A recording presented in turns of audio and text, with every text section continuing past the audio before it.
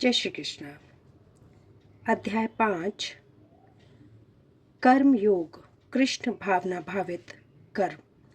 ज्ञानी पुरुष दिव्य ज्ञान की अग्नि से शुद्ध होकर भ्रामतः सारे कर्म करता है, किंतु अंतर में उन कर्मों के फल का परित्याग करता हुआ शांति, विरक्त सहिष्णुता, आध्यात्मिक दृष्टि तथा आनंद की प्राप्ति करता है। श्लोक 1।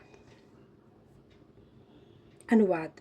अर्जुन ने कहा, हे कृष्ण, पहले आप मुझसे कर्म त्यागने के लिए कहते हैं और फिर भक्तिपूर्वक कर्म करने का आदेश देते हैं। क्या आप अब कृपा करके निश्चित रूप से मुझे बताएंगे, इन दोनों में से कौन अधिक लाभप्रद है? तात्पर्य। भगवद गीता के इस 5वें अध्याय में भगवान बताते हैं कि भक्तिपूर्वक किया गया कर्म शुष्क चिंतन से श्रेष्ठ है। भक्ति पथ अधिक सुगम है, क्योंकि दिव्य स्वरूप भक्ति मनुष्य को कर्म बंधन से मुक्त करती है। द्वितीय अध्याय में आत्मा तथा उसके शरीर बंधन का सामान्य ज्ञान बतलाया गया है। उसी में बुद्धि योग अर्थात भक्ति द्वारा इस भौतिक बंधन से निकलने का भी वर्णन हुआ है। तृतीय अध्याय में यह बताया गया है कि ज्ञानी को कोई कार्य नहीं करने पड़ते। चतुर्थ अध्याय में भगवान ने अर्जुन को बताया है कि सारे यज्ञों का पर्यवसान ज्ञान में होता है, किंतु चतुर्थ अध्याय के अंत में भगवान ने अर्जुन को सलाह दी कि वह पूर्ण ज्ञान से युक्त होकर उठकर युद्ध करे। अतः इस प्रकार एक ही साथ भक्तिमय कर्म तथा ज्ञान युक्त अकर्म की महत्ता पर बल देते हुए कृष्ण ने अर्जुन के संकल्प को भ्रमित कर दिया।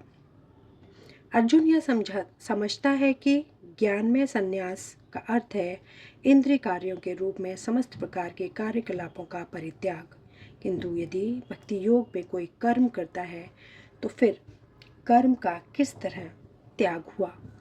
दूसरे शब्दों में वह यह सोचता है कि ज्ञान में संन्यास को सभी प्रकार के कार्यों से मुक्त होना चाहिए, क्योंकि उसे कर्म तथा ज्ञान असंगत से लगते हैं। ऐसा लगता है कि वह यह नहीं समझ पाया कि ज्ञान के साथ किया गया कर्म बंधनकारी न होने के कारण अकर्म के ही तुल्य है। अतएव वह पूछता है कि वह सब प्रकार के कर्म त्याग दे या पूर्ण ज्ञान से युक्त होकर कर्म करे। श्लोक 2। अनुवाद।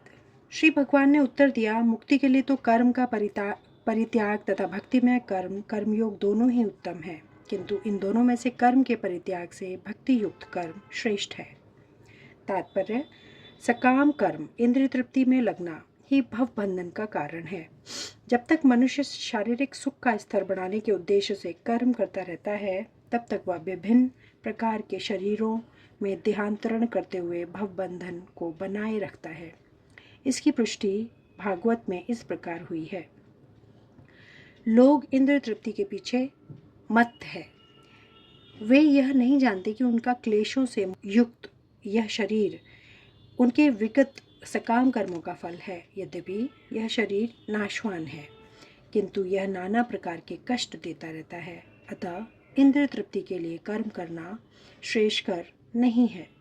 जब तक मनुष्य अपने असली स्वरूप के विषय में जिज्ञासा नहीं करता, उसका जीवन व्यर्थ रहता है, और जब तक वह अपने स्वरूप को नहीं जान लेता, तब तक उसे इंद्रिय तृप्ति के लिए सकाम कर्म करना पड़ता है। और जब तक वह इंद्रिय तृप्ति की इस चेतना में फंसा रहता है, तब तक उसका देहांतरण होता रहता है। भले ही उसका मन सकाम कर्मों में व्यस्त रहे और अज्ञान द्वारा प्रभावित हो, किंतु उसे वासुदेव की भक्ति के प्रति प्रेम उत्पन्न करना चाहिए। केवल तभी वह भवबंधन से छूटने का अवसर प्राप्त कर सकता है। अतः यह ज्ञान ही कि वह आत्मा है, शरीर नहीं, मुक्ति के लिए पर्याप्त नहीं। जीवात्मा के स्तर पर मनुष्य को कर्म करना होगा, अन्यथा भवबंधन से उबरने का कोई अन्य उपाय नहीं है। किंतु कृष्ण भावना भावित होकर कर्म करना सकाम कर्म नहीं है।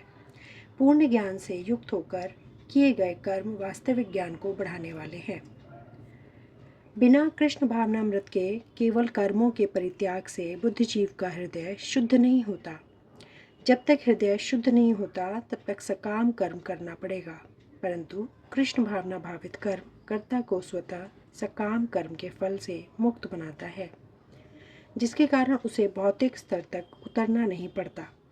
अतः कृष्ण भावना भावित कर्म संन्यास से सदा श्रेष्ठ होता है, क्योंकि संन्यास में नीचे गिरने की संभावना बनी रहती है। कृष्ण भावना मृत से रहित संन्यास अपूर्ण है, जैसा कि श्रील रूप गोस्वामी ने भक्ति रसामृत सिंधु में पुष्टि की है। जब मुक्तिकामी व्यक्ति श्री भगवान से संबंधित वस्तुओं को भौतिक समझकर उनका परित्याग कर देते हैं तो उनका संन्यास अपूर्ण कहलाता है। संन्यास तभी पूर्ण माना जाता है जब यह ज्ञात हो कि संसार की प्रत्येक वस्तु भगवान की है और कोई किसी भी वस्तु का स्वामित्व ग्रहण नहीं कर सकता। वस्तुत मनुष्य को यह समझने का प्रयास करना चाहिए कि उसका अपना कुछ भी नहीं है, तो फिर संन्यास का प्रश्न ही कहाँ उठता है। जो व्यक्ति यह समझता है कि सारी संपत्ति कृष्ण की है, वह नित्य सन्यासी है। प्रत्येक वस्तु कृष्ण की है, अतः उसका उपयोग कृष्ण के लिए किया जाना चाहिए। कृष्ण भावना भावित होकर इस प्रकार का पूर्ण कार्य करना मायावादी सन्यासी के कृत्रिम वैराग्य से कहीं उत्तम है। श्लोक 3 अनुवाद। जो पुरुष न तो कर्म फलों से घृणा करता है और न कर्म फल की इच्छा करता है, वह नित्य सन्यासी जाना जाता है। हे महाबाहु अर्जुन, ऐसा मनुष्य समस्त द्वंद्वों से रहित होकर भव बंधन को पार कर पूर्णतः मुक्त हो जाता है। तात्पर्य: पूर्णतः कृष्ण भावना भावित पुरुष नित्य सन्यासी है, क्योंकि वह अपने कर्म फल से न तो घृणा करता है न ही उसकी आकांक्षा करता है। ऐसा सन्यासी भगवान की दिव्य प्रेमा भक्ति के परायण होकर पूर्ण ज्ञानी होता है, क्योंकि वह कृष्ण के साथ अपनी स्वाभाविक स्थिति को जानता है।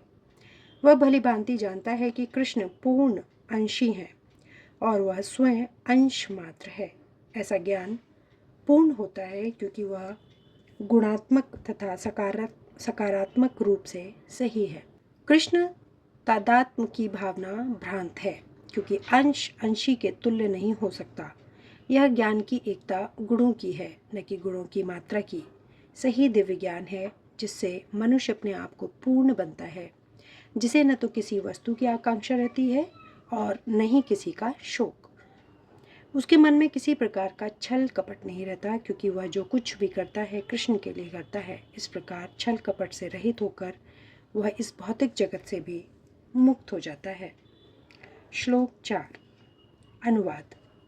अज्ञानी ही भक्ति कर्मयोग को भौतिक जगत के विश्लेषणात्मक अध्ययन से भिन्न कहते हैं। जो वस्तुतः ज्ञानी है वे कहते हैं कि इनमें से किसी एक मार्ग का भली भांति अनुसरण करता है, वह दोनों की फल प्राप्त कर लेता है। तात्पर्य: भौतिक जगत के विश्लेषणात्मक अध्ययन सांख्य का उद्देश्य आत्मा को प्राप्त करना है। भौतिक जगत की आत्मा विष्णु या परमात्मा है। भगवान की भक्ति का अर्थ परमात्मा की सेवा है। एक विधि से वृक्ष की जड़ खोजी जाती है और दूसरी विधि से उसको सींचा जाता है। सांख्य दर्शन का वास्तविक छात्र जगत के मूल अर्थात विष्णु को ढूंढता है और फिर पूर्ण ज्ञान समेत अपने को भगवान की सेवा में लगा देता है। अतः मूलतः इन दोनों में कोई भेद नहीं है, क्योंकि दोनों का उद्देश्य विष्णु की प्राप्ति है। जो लोग चरम उद्देश्य को नहीं जानते वे ही कहते हैं कि सांख्य और कर्म योग एक नहीं है, किंतु जो विद्वान है वह जानता है कि इन दोनों भिन्न विधियों का उद्देश्य एक है। श्लोक 5 अनुवाद। जो यह जानता है कि विश्लेषणात्मक अध्ययन सांख्य द्वारा प्राप्त स्थान भक्ति द्वारा भी प्राप्त किया जा सकता है, और इस तरह जो सांख्य योग तथा भक्ति योग को एक समान देखता है वही वस्तुओं को यथा रूप में देखता है। तात्पर्य: दार्शनिक शोध सांख्य का वास्तविक उद्देश्य जीवन के चरम लक्ष्य की खोज है, क्योंकि जीवन का चरम लक्ष्य आत्म साक्षात्कार है। अतः इन दोनों विधियों से प्राप्त होने वाले परिणामों में कोई अंतर नहीं है। सांख्य दार्शनिक शोध के द्वारा इस निष्कर्ष पर पहुंच जाता है कि जीव भौतिक जगत का नहीं अपितु पूर्ण परमात्मा का अंश है। फलतः जीवात्मा का भौतिक जगत से कोई सरोकार नहीं होता। उसके सारे कार्य परमेश्वर से संबंध होते हैं। जब वह कृष्ण भावनामृत वश कार्य करता है तभी वह अपनी स्वाभाविक स्थिति में होता है। सांख्य विधि में मनुष्य को पदार्थ से विरक्त होना पड़ता है और भक्ति योग में उसे कृष्ण भावना भावित कर्म में आसक्त होना होता है। वस्तुतः दोनों ही विधियां एक है, यद्यपि ऊपर से एक विधि में विरक्त दिखती है और दूसरे में आसक्ति। जो पदार्थ से विरक्त और कृष्ण में आसक्ति को एक ही तरह देखता है वही वस्तुओं को यथारूप में देखता है। श्लोक 6 से आगे का वर्णन अगले वीडियो में। धन्यवाद। जय श्री कृष्ण।